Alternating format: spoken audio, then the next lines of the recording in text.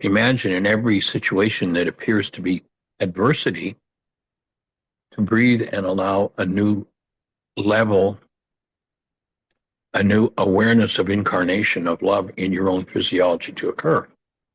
That, That's a I nice would way say, of putting offer it. is what Yeshua was saying about a little leavening. He's saying all we need is a small number of people to create such a strong energy field that will impact every mind. Here's this man who thought it not robbery to be equal with God, and yet Mm, remain humble. In other words, it didn't go to his head, didn't go to his yeah, ego. He yeah. knew his created self as the offspring, as Mm-hmm. a son, as you are a daughter of God. Mm,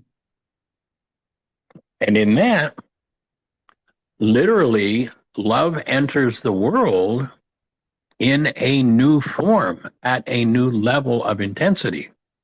And anybody who's close to the edge of making that leap, you just reached out a hand to the drowning person and said, Here, I got it.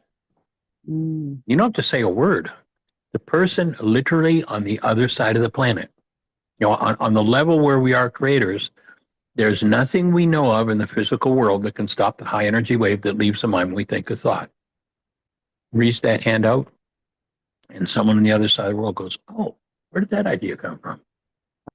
Down in just south of Sarasota in Florida is Thomas Edison's property where he did a lot of his research, and he has a laboratory there. One of my mm. favorite places to visit in America. Really cool. And in one corner of his laboratory, his old laboratory is still there, preserved intact, kind of as a museum. In one corner of his laboratory, there's an old iron bed. And how he explained his inventions was when he was sitting with a problem and ran out of ideas and answers, he'd go over and lay down in that old iron bed. He Yeah. had a heavy iron ball, and he'd put his hand out over the edge, and he'd allow himself, and I can only assume he would probably breathe at this point, to go into a rest or a sleep state. And when Mm, he hit a level of rest that was enough that the iron ball would fall out of his hand and crash to the floor, it would wake him up, and boom, that's where he got his ideas. That's what he said. Here's where my inventions came from. That's where I got them. nice, nice, Now, nice. now tie that one into the fact that there are several instances of inventions that have been patented around the world. People Right. who have no contact whatsoever, and two or three people on the same day in totally different countries patented the same invention that had never been thought of by anybody before. Mm-hmm. Did they each just reach up? Did one of them think the thought and the other one go, Oh, I got that one?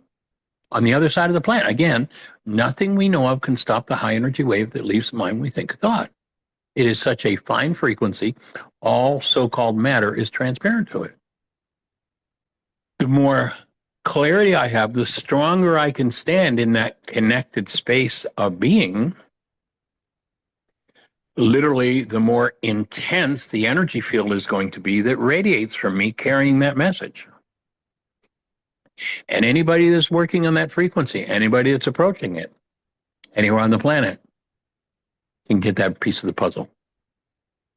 So, if you become conscious, directed consciously from the created self, the breath-based self, with or with the support of another, one begins to build different brain cells apart from the projections of living in the false isolation, the pain, the trauma, the perceptual hallucinations of separation, and all the things that we do when we get lost in our minds. Albert Einstein, recognizing how the mind was a trap and its allure at presenting things through its false lens, says this: if you think you are separate or separated from the rest of humanity, you're living in an optical delusion.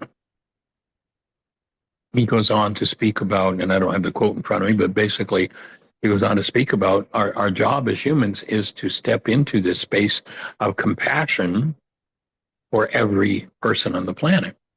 Mm, If I step into a place of pain for someone, I just help to reinforce their pain. So the whole objective of every tool we've got, the breath, the quantum still point, forgiveness process, the responsibility communication, all of it is to honor truth, dissolve all delusional thoughts, all thought disorders that reflect as disease states in our physiology, pain and trauma, warning us, hey, there's something here to look at, showing up in our minds as false perception. And by forgiving us to those things, coming into alignment with the coherence that's our birthright. And the coherence that's our birthright is to live, move, and have our being in the awareness of the active presence of love that we're created from. And put that together, combine them with willingness and responsibility, and then cancel whatever goal is driving the perceptual mind to maintain its pain and trauma. And you then create a clean and open space within your mind for love and truth to enter, for your own being to be experienced directly and ultimately remain permanently available should you choose to enter and trust the experience afforded by at the highest level by what in Aramaic might be called the Rachma breath, the breath of life. And yeah, carbon-based memory comes up with its raging, screaming trauma, unresolved, 1,000 generations of it, and it sucks our awareness in, and there we go again. That's one of the reasons for community, because we're here to support and remind each other.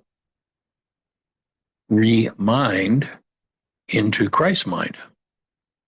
And the full-blown experience of the physiological presence of being a being created of love is the most profound gift you could give, not only to your son and his son, but to the world.